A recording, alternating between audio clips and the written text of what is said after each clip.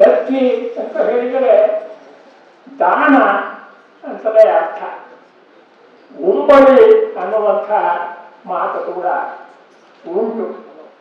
ಈ ಹೊತ್ತು ನಾಲ್ವರು ವಿದ್ವನ್ಮಣಿಗಳಿಗೆ ಈ ದತ್ತಿ ಪ್ರಶಸ್ತಿಯನ್ನು ನೀಡಿ ಸನ್ಮಾನಿಸಲಾಗಿದೆ. ಈ ಒಂದು ಮುಖ್ಯವಾದ ಮಾತನ್ನು ನಾನು ಹೇಳಬೇಕು. ಶ್ರೀಮತಿ ಕಮಲಮ್ಮ ಮತ್ತು ರಕ್ಷಾರ್ಜಿಗೆ ಶಿವಲಿಂಗಯ್ಯ ಇವತ್ತು ಬಂದಿಲ್ಲ, ಕಮಲಮ್ಮನವರು ಉಳಿದಿಲ್ಲ. ಇವರು ನನ್ನ ಕುಟುಂಬ ಮಿತ್ರರು ಅಂತ ನಾನು ಹೆಮ್ಮೆಯಿಂದ ಹೇಳೋದಕ್ಕೆ ಇಷ್ಟಪಡ್ತೇನೆ. ನಮ್ಮ ಫ್ಯಾಮಿಲಿ ಫ್ರೆಂಡ್ಸ್. ಗೆಳೆಯರೇ, ಅಖಿಲ ಭಾರತ ಶರಣ ಸಾಹಿತ್ಯ ಪರಿಷತ್ತಿನ ವತಿಯಿಂದ ದತ್ತಿ ಕಾರ್ಯಕ್ರಮ ಸುಮಾರು 4 ಜನ ಸಾಧಕರಿಗೆ ಅವರ ಕ್ಷೇತ್ರದಲ್ಲಿ ಅಪರೂಪಣೆ ಸಾಧನೆಯನ್ನು ಮಾಡಿದಂಥ ಈ ನಾಡಿನ ಎಲ್ಲ ವಿಭಾಗಗಳಿಂದ 4 ಜನರನ್ನು ಆಯ್ಕೆ ಮಾಡಿ ಈ ದಿವಸ ಪರಮ ಪೂಜ್ಯ ಸುತ್ತೂರು ಸ್ವಾಮೀಜಿಗಳವರ ದಿವ್ಯ ಸಾನ್ನಿಧ್ಯದಲ್ಲಿ ಸನ್ಮಾನಿಸುವಂಥ ಕೆಲಸ ನಡೆದಿದೆ. ದತ್ತಿ ಇಡುವಾಗ ಕಾಟಾಚಾರಕ್ಕೆ ಇಟ್ಟಿರ್ತಾರೆ ಕೆಲವು ಸಾರಿ. ಆದರೆ ಅದು ಬರ್ತಾ ಬರ್ತಾ ಏನಾಗುತ್ತೆ ಅಂತಂದರೆ ನಮಗೆ ಪೀಕ್ಲಾಟ ಶುರುವಾಗ್ಬಿಡುತ್ತೆ. ಹಾಗಾಗಿ ಕೆಲವು ದತ್ತಿಗಳು ಕಡಿಮೆ ಹಣವನ್ನು ಇಟ್ಟಿರ್ತಾರೆ.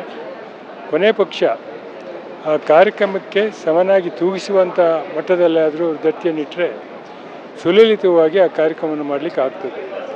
ಆದರೆ ಶರಣ ಸಾಹಿತ್ಯ ಪರಿಷತ್ತಿನಲ್ಲಿ ಎಲ್ಲರೂ ಪ್ರಬುದ್ಧರೆ ಒಳ್ಳೆಯ ಹಣವನ್ನು ಇಟ್ಟಿದ್ದಾರೆ. ಹಾಗಾಗಿ ಅದೊಂದು ವಿಶಿಷ್ಟ ಅಂತ ನಾನು ಅಂದ್ಕೊಂಡಿದ್ದೇನೆ. ಅವರೆಲ್ಲರ ಸಾಧನೆ ಸಾರ್ಥಕ ಆಗಲಿ. ಹಾಗಾಗಿ ಇದೊಂದು ಅಪರೂಪದ ಕಾರ್ಯಕ್ರಮ. ಇದು ದತ್ತಿ ಅಂದರೆ ಜ್ಞಾನದ ಬುತ್ತಿ. ಅದು ಕೆಲವರಿಗೆ ಏನಾಗುತ್ತೆ ಅಂದರೆ ದತ್ತಿ ಅಂದರೆ ಅದು ಏನೋ ಯಾರೋ ಮಾತಾಡ್ತಾರೆ, ಯಾರೋ ಹೋಗ್ತಾರೆ ಅಂತಲ್ಲ. ಆ ವಿಷಯವನ್ನು ಹಾಗೆ ಸಾಧನೆ ಮಾಡಿದ ಸಾಧಕರನ್ನು ವಿಶ್ವಕ್ಕೆ ಪರಿಚಯ ಮಾಡುವಂಥ ಕೆಲಸ ಇಲ್ಲಿ ನಡೆಯುತ್ತೆ. ಅಪರೂಪದ ರೀತಿಯಲ್ಲಿ ಅವರನ್ನು ಪರಿಚಯ ಮಾಡುವಂಥ ಕೆಲಸ ಆಗುತ್ತೆ. ಸಾರ್ಥಕವಾದ ಕೆಲಸ ಇದು ನಿರಂತರವಾಗಿ ನಡೀಲಿ ಅಂತ ಹೇಳ್ತಾರೆ. ಅದು ಹೊಸ ಈ ತಲೆಮಾರಿನ ಯುವಕರನ್ನು ಸೆಳೀಲಿಕ್ಕೆ ಭಾರಿ ಕಷ್ಟ ಆಗ್ತಾಯಿದೆ.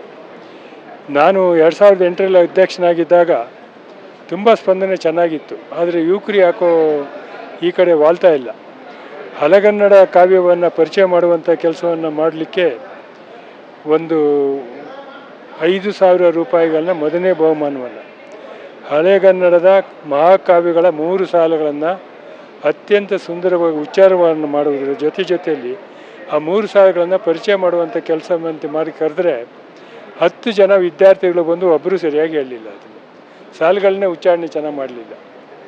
ಹಾಗಾಗಿ ಅವರಿಗೆ ಮುಂದೆ ಏನು ಮಾಡಬೇಕು ಅನ್ನೋದನ್ನು ನಾವು ಹಿರಿಯ ಸಾಹಿತ್ಯಗಳನ್ನು ಒಡನಾಟದಲ್ಲಿ ಇಟ್ಕೊಂಡು ಅವರಿಗೋಸ್ಕರನೇ ಕಾರ್ಯಕ್ರಮವನ್ನು ಮಾಡಬೇಕು ಅಂತೇಳಿ ತೀರ್ಮಾನ ಮಾಡಿದ್ದೇವೆ. ಹಾಗಾಗಿ ಮುಂದಿನ ದಿವಸ ಅದನ್ನು ಮಾಡ್ತೇವೆ.